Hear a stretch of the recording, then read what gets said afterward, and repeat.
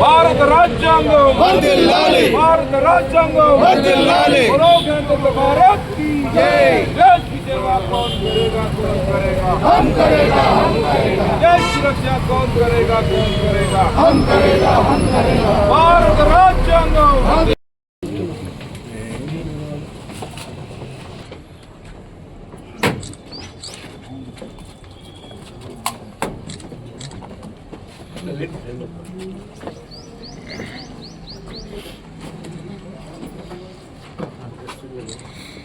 CD का डब्बा तो मंदिर के इसमें किधर बैठे हैं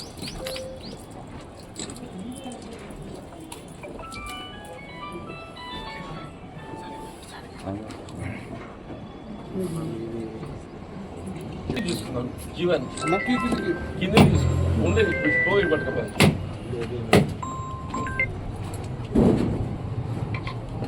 సైడ్ ऊपर बगले पे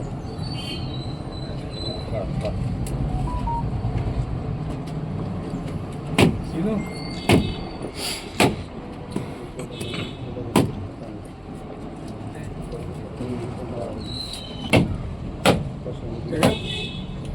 ना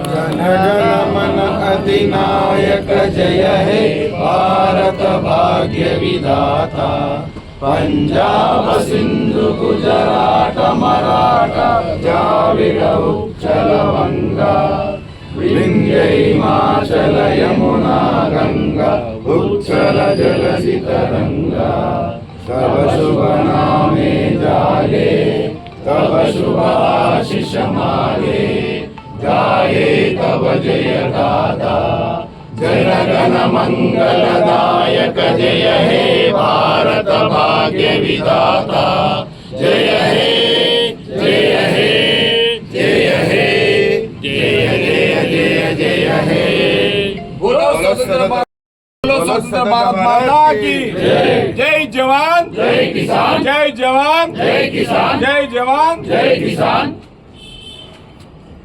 बोलो स्वतंत्र भारत की जय। भारत राజ్యాంగం భారత రాజ్యాంగం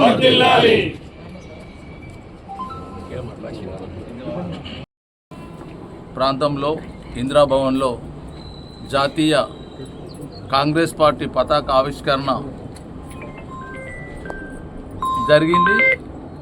జీవన్ రెడ్డి గారి అధ్యయనం లోపల, నందన్న గారి అధ్యయనం లోపల జరిగిన కార్యక్రమ ముఖ్య అతిథులందరికీ నమస్కారం చెప్తూ, భారతదేశం స్వాతంత్రం రావడానికి కొరకు ఎంతోమంది మహానుభావులు ప్రాణ త్యాగం చేసి స్వాతంత్రం తెస్తే మనము ఈరోజు ఇబ్బందులు లేని జీవితాన్ని గడుపుతున్నామనంటే అది కాంగ్రెస్ సాధించిన ఘనతగానే భావించవచ్చు అని చెప్పి మనవి చేసుకుంటూ అవకాశం ఇచ్చిన అందరికీ నమస్కారం చెప్తూ ముగిస్తున్నాను.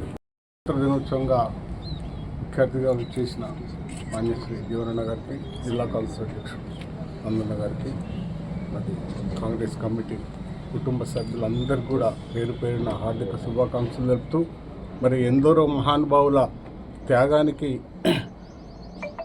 ఈ గణతంత్ర దినోత్సవం మనకు సముపార్జన చేసుకున్న సమయంలో యావత్ భారతదేశంలో మరి కాంగ్రెస్ పార్టీ ఇవాళ పునరుజ్జీవోపదేశంగా మనం అంతా కృషి చేయాలని చెప్తూ, అలాగే తెలంగాణ రాష్ట్రాన్ని 60 ఏళ్ళ సహకారాన్ని సాధించినటువంటి మనకిచ్చినటువంటి సోనియా గాంధీ గారికి, జిల్లా కాంగ్రెస్ పార్టీ కార్యాలయం ఇందిరాభవన్లో ఈరోజు రిపబ్లిక్ దినోత్సవ సందర్భంగా జాతీయ జెండా ఎగరవేయడం జరిగింది. మరి కార్యక్రమ ముఖ్య అతిథులు గౌరవనీయులు మన ప్రియతమ నాయకులు అన్న మాజీ మంత్రి వాళ్ళన్న జీవన్ రెడ్డి గారు, అదేవిధంగా జిల్లా కాంగ్రెస్ పార్టీ అధ్యక్షులు నందయ్య గారు, పట్టణ కాంగ్రెస్ పార్టీ అధ్యక్షులైన మోహనన్ గారు, మహిళా కాంగ్రెస్ అధ్యక్షులు విజయలక్ష్మి దేవేందర్ రెడ్డి గారు, మరి ఇతర కుటుంబ సభ్యులు, నాయకులు, కార్యకర్తలు అందరికీ కూడా హృదయపూర్వక రిపబ్లిక్ దినోత్సవ శుభాకాంక్షలు తెలియజేస్తూ, సోదరుల 2 విషయాలు. రిపబ్లిక్ దినోత్సవం రాజ్యాంగం లేనప్పుడు, రాజ్యాంగం ఉన్నప్పుడు, పర్టికులర్గా మహిళలు రాజ్యాంగం లేనప్పుడు వాళ్ళు ఇంటికే పరిమితం, వంటింటి కుందేలుగా ఉండేటువంటి సమయం. పురుషులతో సమాన హక్కులు లేవు, ఎక్కడికి వెళ్ళాలన్నా ఇబ్బందులు ఉన్నటువంటి పరిస్థితులు, ఒక కుటుంబ నియంత్రణ సందర్భంగా ప్రతి ఒక్కరికి శుభాకాంక్షలు తెలియజేసుకుంటూ, ఈరోజు స్వాతంత్రం తీసుకొచ్చిన తర్వాత భారతదేశాన్ని సుభిక్షంగా ఉండాలి, అన్ని ఫలితాలు అందరికీ అందాలి అనే విధంగా అంబేద్కర్ గారు రచించిన ప్రపంచంలోనే అతిపెద్ద లిఖిత రాజ్యాంగాన్ని రచించి ఈరోజు గణతంత్ర దినోత్సవం రోజు అమల్లోకి తీసుకురావడం జరిగింది. ఈ రాజ్యాంగం అనేది ప్రపంచంలో ప్రతి ఒక్కరికి కూడా ఆదర్శంగా నిలిచింది. ప్రతి ఒక్క ఫలితాలు అందరికీ అందే విధంగా రాయడం జరిగింది. మన తెలంగాణ రావడానికి కారణం కూడా రాజ్యాంగమే. అదేవిధంగా ఈరోజు చూసుకుంటే రాజ్యాంగాన్ని దొంగలు తొక్కే విధంగా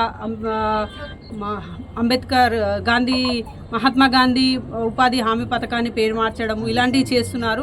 ఇది రాజ్యాంగాన్ని అందరికీ గౌరవించాలి అంటే రాహుల్ గాంధీ గారుని ప్రధానమంత్రి చేసినట్టయితే, అదేవిధంగా కాంగ్రెస్ కార్యకర్తలందరూ కూడా రాజ్యాంగాన్ని గౌరవిస్తూ ముందుకెళ్లాలని కోరుకుంటూ మరోసారి అందరికీ కూడా కృతజ్ఞతలు. గణతంత్ర దినోత్సవ శుభాకాంక్షలు.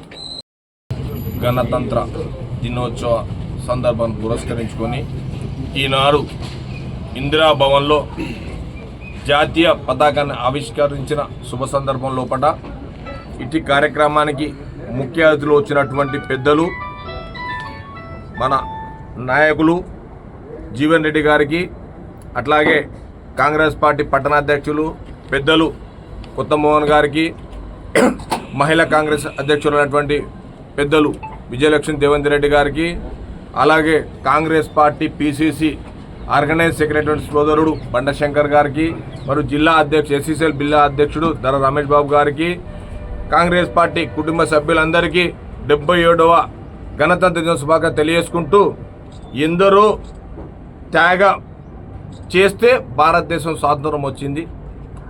ఆనాడు కాంగ్రెస్ పార్టీ కుటుంబ సభ్యుల ద్వారానే మహాత్మా గాంధీ, జవహర్ లాల్, సుభాష్ చంద్రబోస్ వీళ్ళందరి అమరవీరులు అయితేనే కాంగ్రెస్ పార్టీకి ఇవాళ ఇండియాకు గణతంత్రం దినోత్సవం జరుపుకుంటున్నాం. ఈ అందరికి ఇటువంటి శుభాకాంక్షలు తెలియజేసుకుంటూ ముగిస్తాం. భారత గణతంత్ర దినోత్సవ కార్యక్రమం అనేది ఉందో జగిత్యాల జిల్లా కాంగ్రెస్ కార్యాలయం ఇందిరాభవన్లో గౌరవ జిల్లా కాంగ్రెస్ అధ్యక్షులు మిత్రులు గాజంగి నందన గారి ఆధ్వర్యంలో నిర్వహింపబడి మరి మన పతాక ఆవిష్కరణ చేసుకోవటం నిజంగా అభినందనీయం, హర్షించదగ్గ విషయం. కార్యక్రమంలో పాల్పంచుకుంటున్నటువంటి వివిధ హోదాల్లో ఉన్న కాంగ్రెస్ నాయకులు, కార్యకర్తలు, ఆడబిడ్డలు, పాత్రికేయ సోదరులకు అందరికీ మరొకసారి గణతంత్ర దినోత్సవ శుభాకాంక్షలు, అభినందనలు తెలియజేస్తూ ఆనాడు ఎందరో మహానుభావుల పోరాట ఫలితం, త్యాగాల ఫలితం మనం సాధించుకున్నటువంటి యొక్క భారత స్వాతంత్రం మన 1947 15 ఆగస్టు 47 మన స్వాతంత్రం లభిస్తే ఈ స్వతంత్ర భారతావనికి ఏదైతుందో ఒక పాలనకు సంబంధించి ఒక రాజ్యాంగం ఏ విధంగా ఉండాలి, చీలిపోవటమే కాకుండా వీళ్ళ 2 దేశాలుగా విడిపోయిన తదుపరి కూడా ఇలాంటి పాకిస్తాన్లో కానీ ఇటు బంగ్లాదేశ్లో కానీ ఎక్కడ కూడా శాంతి లేదు. అటు పాకిస్తాన్లో కానీ ఇక్కడ బంగ్లాదేశ్ ఎక్కడ కూడా శాంతి లేదు. కానీ భారతదేశంలో మాత్రం ఏదైతే ఉన్నదో వీళ్ళ ప్రజాపాలన, రాజకీయ పార్టీల ఆలోచన విధానానికి అనుగుణంగా ప్రజానిక్యం ప్రతి 5 సంవత్సరాలకు ఒకసారి ఏదైతుందో వారికి అవకాశం కల్పించడం, దానికి అనుగుణంగా ప్రభుత్వాల మార్పులు జరుగుతుంది. కానీ ప్రజాస్వామ్య యుతంగా జరుగుతుంది. దానికి మార్గం వేసింది బాబాసాహెబ్ బిఆర్ అంబేద్కర్ గారు అని చెప్పండి. దాంతోనే ఏదైతుందో అన్నాడు రాజీవ్ గాంధీ గారు ప్రధానమంత్రిగా 18 సంవత్సరాలకి ఓటు హక్కు కలిగించండి. మళ్ళీ దేశ భవిష్యత్తు నిర్మాణంలో యువకుల పాత్రను ప్రోత్సహింపచేయాలనే ఒక తలంపుతోని 18 సంవత్సరాలకు ఓటు హక్కు కల్పింప చేయడం జరిగింది. ఇవాళ అందరికీ సమానమైనటువంటి ఒక ఓటు హక్కు అని చెప్పండి. ఏ విధమైనటువంటి ఒక భేదభావన లేకుండా మహిళలే కానీ, పురుషులే కానీ, విద్యావంతులే కానీ, అవిద్యావంతులే కానీ, గ్రామీణ ప్రాంతం కానీ, పట్టణ ప్రాంతం కానీ అందరి సమానమైన ఓటు హక్కు కల్పింప చేయబడే విధంగా రాజ్యాంగంలో పొందుపరచడంతోనే ఇవాళ రాజీవ్ గాంధీ గారు ఈ 18 సంవత్సరాల ఓటు హక్కును అమలు చేయడం జరిగిందని చెప్పండి.